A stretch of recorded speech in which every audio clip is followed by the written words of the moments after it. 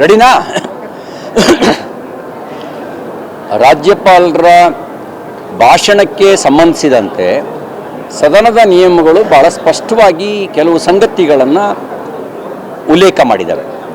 ಯಾವುದೇ ಸಂದರ್ಭದಲ್ಲಿ ನಿರ್ಣಯ ತೆಗೆದುಕೊಳ್ಬೇಕಾದ್ರೆ ತನ್ನ ವಿವೇಚನೆಯ ಜೊತೆಗೆ ನಿಯಮಾವಳಿಗಳನ್ನು ಆಧರಿಸಿ ನಿರ್ಣಯ ತೆಗೆದುಕೊಳ್ತಕ್ಕಂಥದ್ದು ಸದನದಲ್ಲಿ ನಡೆದುಕೊಂಡು ಬಂದಿರತಕ್ಕಂಥ ಸಂಪ್ರದಾಯ.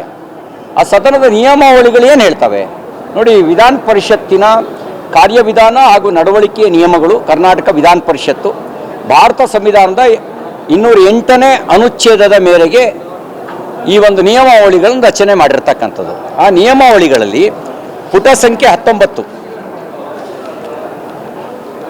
ಅಧ್ಯಾಯ ಪುಟ ಸಂಖ್ಯೆ 19 ಅದರೊಳಗಡೆ 26ನೇ ಅಧ್ಯಾಯ ಏನು ಹೇಳುತ್ತೆ ಅಂದರೆ, ರಾಜ್ಯಪಾಲರ ಭಾಷಣದ ಅವಧಿಯಲ್ಲಿ ಅನುಸರಿಸಬೇಕಾದ ಕ್ರಮ.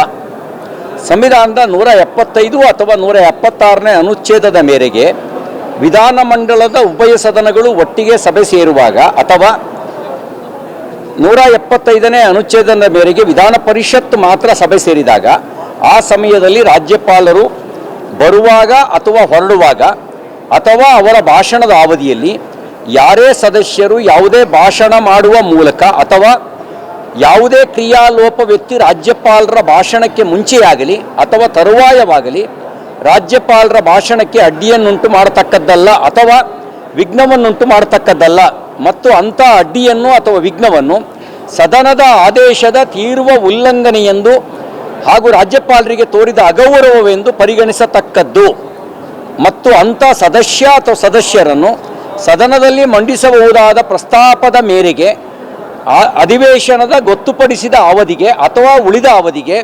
ಅಮಾನತುಗೊಳಿಸತಕ್ಕದ್ದು. ಇದು ರೂಲ್ ಬುಕ್ಕಲ್ಲಿರೋದು. ಇಲ್ಲಿ ಆಪ್ಷನ್ ಇಲ್ಲ, ಅಮಾನತುಗೊಳಿಸತಕ್ಕದ್ದು ಅಂತ ಇದೆ. ಇಲ್ಲಿ ವಿವೇಚನಾಧಿಕಾರ ಬಳಸಿ ತೀರ್ಮಾನ ತಗೊಳ್ಬೇಕು ಅಂತ ಏನಿಲ್ಲ.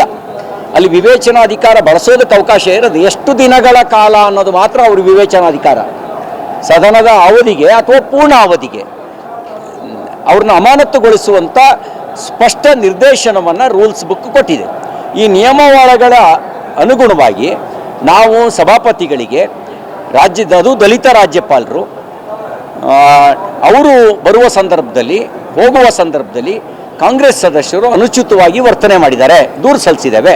ಅದಕ್ಕೆ ನಾವು ವಿಧಾನ ಪರಿಷತ್ನಲ್ಲಿ ನಾವು ಡಿಮಾಂಡ್ ಇಟ್ಟಿದ್ದೇವೆ, you have to take action against them, you should take action against them as per the Vidhana Parishad rules book. ಅದನ್ನೇ ನಾವು ಕೇಳಿದ್ದೇವೆ.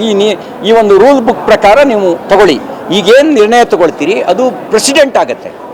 ಇವತ್ತು ನೀವು ಏನೂ ನಿರ್ಣಯ ತಗೊಳ್ಳದೆ ಹೋದರೆ ಬಾರಕೋನ್ ಮಾಫ್ ಅಂತ ಬಿಟ್ಟರೆ ಅದು ನೀವೇ ಐ ವಿಟ್ನೆಸ್ ಯಾರು? ಸಭಾಪತಿ, ಸಭಾಧ್ಯಕ್ಷರು ಅವರೇ ಐ ವಿಟ್ನೆಸ್ಸು, ಮುಖ್ಯಮಂತ್ರಿಯೇ ಐ ವಿಟ್ನೆಸ್ಸು. ನಿಮ್ಮ ಆತ್ಮಸಾಕ್ಷಿಯನ್ನು ಪ್ರಶ್ನಿಸ್ಕೊಳ್ಳಿ. ನೀವೇ ಇದ್ರಲ್ಲ, ನಿಮ್ಮ ಕಣ್ಣೆದುರುಗಡೆ ನಡೀತಲ್ಲ. ನಿಮ್ಮ ಕಣ್ಣೆದುರುಗಡೆ ನಡೀತು ಅಂತ ಅಂದಾಗ ಅದಕ್ಕೆ ಬೇರೆ ಸಾಕ್ಷಿಯ ಅವಶ್ಯಕತೆ ಇಲ್ಲ.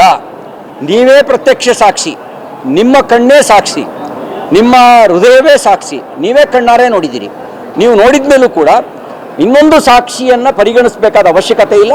ಹಾಗಾಗಿ ನೀವು ನಿಯಮದ ಪ್ರಕಾರ ಕ್ರಮ ಕೈಗೊಳ್ಳಬೇಕಾಗಿರ್ತಕ್ಕಂಥದ್ದು ಈ ಒಂದು ನಿಯಮಕ್ಕೆ ಕೊಡುವ ಗೌರವ ಆಗುತ್ತೆ. ಇಲ್ಲ ನಿಯಮಕ್ಕೇನು ಬೆಲೆ? ನಿಯಮಕ್ಕೇನು ಬೆಲೆ ಇದೆ? ಆ ನಿಯಮಕ್ಕೆ ಬೆಲೆ ಬರಬೇಕು ಅಂದರೆ ಆ ನಿಯಮಕ್ಕೆ ಅನುಗುಣವಾಗಿ ಕ್ರಮ ಕೈಗೊಳ್ಳಬೇಕು ಅನ್ನೋದು ನಮ್ಮ ವಿನಂತಿ ಇದೆ. ಅದನ್ನು ಸಭಾಪತಿಗಳಿಗೆ ವಿನಂತಿಯನ್ನು ಪತ್ರದ ಮೂಲಕ ಕೊಟ್ಟಿದ್ದೇವೆ.